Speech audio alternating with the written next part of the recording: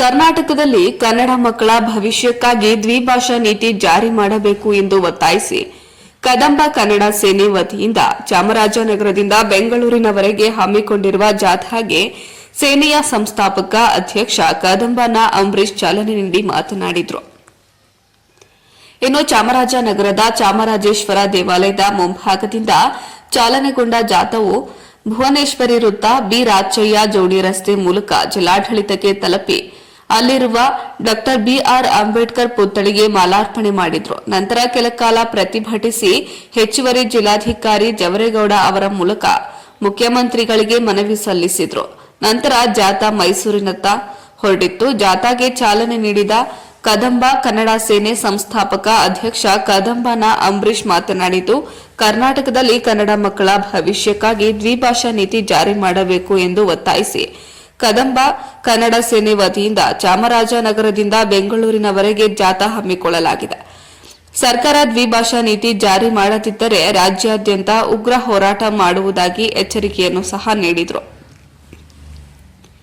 ಇನ್ನು ಎಸ್ಎಸ್ಎಲ್ಸಿ ಪರೀಕ್ಷೆಯಲ್ಲಿ 2025-26ನೇ ಸಾಲಿನಿಂದಲೇ ಬಲವಂತದ ಹಿಂದಿ ಪರೀಕ್ಷೆ ರದ್ದಾಗಬೇಕು ಹಾಗೂ ಆಪ್ಷನಲ್ ವ್ಯವಸ್ಥೆ ಜಾರಿಯಾಗಬೇಕು. ಸರ್ಕಾರಿ ಶಾಲೆಗಳಲ್ಲಿ ಓದುವ ಮಕ್ಕಳಿಗೆ ಸರ್ಕಾರಿ ಉದ್ಯೋಗದಲ್ಲಿ 50% ಮೀಸಲಾತಿ ಜಾರಿ ಮಾಡಬೇಕು. ಸಮಸ್ತ ಕರ್ನಾಟಕ ಸರ್ಕಾರಿ ನೌಕರರು ತಮ್ಮ ಮಕ್ಕಳನ್ನ ಸರ್ಕಾರಿ ಶಾಲೆಗಳಲ್ಲಿ ಓದಿಸಬೇಕು. ಇಲ್ಲವಾದಲ್ಲಿ ಸರ್ಕಾರಿ ಶಿಕ್ಷಣ ಬಲಪಡಿಸಲು ಮುಂದಾಗದಿರುವ ಎಲ್ಲಾ ಸರ್ಕಾರಿ ನೌಕರರಿಗೆ ಯಾವುದೇ ಪ್ರಮೋಷನ್ಗಳನ್ನು ನೀಡುವಂತಿಲ್ಲ ಎಂಬ ಕಾನೂನು ಜಾರಿ ಮಾಡಿ ಸರ್ಕಾರ ಶಿಕ್ಷಣವನ್ನ ಬಲಪಡಿಸಬೇಕು ಎಂದು ಒತ್ತಾಯಿಸಿದರು. ಸರ್ಕಾರಿ ಶಾಲೆಗಳ ಅಭಿವೃದ್ಧಿ ಹಾಗೂ ಶಿಕ್ಷಣ ಬಲಪಡಿಸುವ ಸಲುವಾಗಿ ಎಸ್ಡಿಎಂಸಿಯಂತೆ ಕನ್ನಡ ಪರ ಹೋರಾಟಗಾರರು, ಖಾಸಗಿ ಸಂಘ ಸಂಸ್ಥೆಗಳ ಸದಸ್ಯರುಗಳು, ಸಮಾಜ ಸೇವಕರು, ಸಾಮಾಜಿಕ ಕಾರ್ಯಕರ್ತರು, ಮಾಹಿತಿ ಹಕ್ಕು ಕಾರ್ಯಕರ್ತರು ಒಳಗೊಂಡಿರುವ ಸಮಿತಿಯನ್ನ ರಚಿಸಿ ಸರ್ಕಾರಿ ಶಾಲೆಯ ಬಲಪಡಿಸಲು ಉಸ್ತುವಾರಿ ನೀಡಬೇಕು. ಇಲ್ಲದಿದ್ದರೆ ಸಂಘಟನೆಯ ವತಿಯಿಂದ ರಾಜ್ಯಾದ್ಯಂತ ಹೋರಾಟ ತೀವ್ರಗೊಳಿಸುವುದಾಗಿ ಅಂಬರೀಶ್ ಎಚ್ಚರಿಕೆಯನ್ನ ನೀಡಿದರು. ಇನ್ನು ಜಾಥಾದಲ್ಲಿ ರಾಜ್ಯಾಧ್ಯಕ್ಷ ಕದಂಬ ಶಿವಕುಮಾರ್, ಜಿಲ್ಲಾಧ್ಯಕ್ಷ ಅಸಾದುಲ್ಲಾ ಶರೀಫ್, ಶಂಭು ನಾಯ್ಕ, ಅಜಯ್ ಶಂಭು, ಚಿಕ್ಕಣ್ಣ, ಅಶ್ವಥ್ ಕುಮಾರ್, ಮಲ್ಲಣ್ಣ, ಮಹದೇವು, ಭಗವಾನ್, ನಾಗರಾಜು, ಡಿಎಸ್ಎಸ್ ಜಿಲ್ಲಾ ಸಂಚಾಲಕ ಸಿಎಂ ಶಿವಣ್ಣ, ಬೋರೇಗೌಡ, ನಾಗರಾಜು, ಬಸವಣ್ಣ, ಸುನಿಲ್ ಕುಮಾರ್, ರಾಚಯ್ಯ ಇತರರು ಭಾಗವಹಿಸಿದ್ರು. ವರದಿ ಹೊಮ್ಮ ನಂಜುಂಡ ನಾಯಕ, ಪ್ರಜಾಪವರ್ ಟಿವಿ, ಚಾಮರಾಜನಗರ. ತ್ರಿಭಾಷಾ ಪದ್ಧತಿಯನ್ನು ಜಾರಿಗೆ ತಂದಿದ್ದಾರೆ.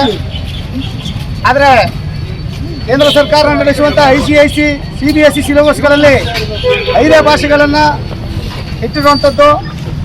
ಆದರೆ ಕರ್ನಾಟಕದಲ್ಲಿ 8, 9, 10ನೇ ತರಗತಿಗೆ ಬಲವಂತವಾಗಿ ಹಿಂದಿಯನ್ನು ಸೇರಿಸಿ 6 ಭಾಷೆಗಳನ್ನ ಮಾಡಿರ್ತಾರೆ. ಇದು ವಿದ್ಯಾರ್ಥಿಗಳಿಗೆ ಭಾಳ ಹೊರೆ ಆಗ್ತದೆ.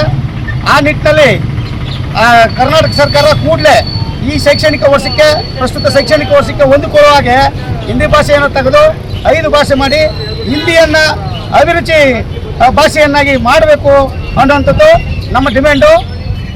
ಅದರ ಜೊತೆಗೆ ಕದಂಬ ಕನ್ನಡ ಸೇನೆಯಲ್ಲಿ 8 ವಿಚಾರಗಳನ್ನ ಇಟ್ಕೊಂಡು ಇವತ್ತು ಒಂದು ಜಾಥಾ ಮಾಡ್ತಾ ಇದ್ದೀವಿ 4 ಜಿಲ್ಲೆಗಳಲ್ಲಿ. ಏನಂದರೆ ಕನ್ನಡ ಶಾಲೆಯಲ್ಲಿ ಮತ್ತು ಸರ್ಕಾರಿ ಶಾಲೆಯಲ್ಲಿ ಓದಂಥ ವ್ಯಕ್ತಿಗಳಿಗೆ 50% ಉದ್ಯೋಗದಲ್ಲಿ ಮೀಸಲಾತಿ ಕೊಡಬೇಕು. ಮತ್ತು ಗ್ರಾಮ ಪಂಚಾಯತಿ ವ್ಯಾಪ್ತಿಯಲ್ಲಿ ಒಂದು ಪಬ್ಲಿಕ್ ಶಾಲೆಗಳನ್ನು ತೆರೀಬೇಕು. ಮತ್ತು ಕನ್ನಡ ಶಾಲೆಗೆ ಮತ್ತು ಸರ್ಕಾರಿ ಶಾಲೆಗೆ ಹೋಗುವ ಮಕ್ಕಳುಗಳಿಗೆ ಉಚಿತವಾಗಿ ವಾಹನದ ವ್ಯವಸ್ಥೆಯನ್ನು ಸರ್ಕಾರವೇ ಮಾಡಬೇಕು ಅನ್ನೋಂಥ ಬೇಡಿಕೆಗಳನ್ನ ಇಟ್ಟು ನಾವು ಇವತ್ತು ಜಾಥಾವನ್ನು ಮುನ್ನಡೆಸ್ತಾ ಇದ್ದೀವಿ. ನಾವು ಚಾಮರಾಜನಗರ ಜಿಲ್ಲೆಯಲ್ಲಿ ಪ್ರಾರಂಭ ಮಾಡಿ ಬೆಂಗಳೂರು ದಕ್ಷಿಣ ಜಿಲ್ಲೆ ರಾಮನಗರದಲ್ಲಿ ಅಂತ್ಯಗೊಳಿಸ್ತಾ ಇದ್ದೀವಿ. 4 ಜಿಲ್ಲಾಧಿಕಾರಿಗಳನ್ನ ಭೇಟಿ ಮಾಡಿ ಮನವಿಯನ್ನು ಮಾನ್ಯ ಮುಖ್ಯಮಂತ್ರಿಗಳಿಗೆ ಸಲ್ಲಿಸ್ತಾ ಇದ್ದೀವಿ.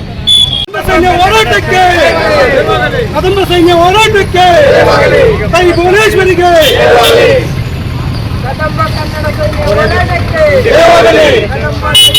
ಕದಂಬ ಕನ್ನಡ ಸೈನ್ಯ ಹೋರಾಟಕ್ಕೆ.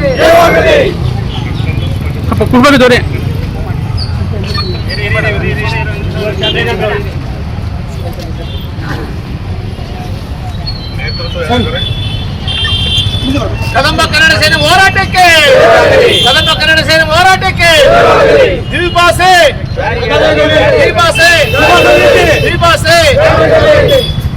ಜಾರಿಯಾಗಲಿ ಅಂತ ಹೇಳಿ ದ್ವಿಭಾಷೆ ಕನ್ನಡ ಮತ್ತೆ ಇಂಗ್ಲಿಷ್ ಭಾಷೆ ಜಾರಿಯಾಗಲಿ.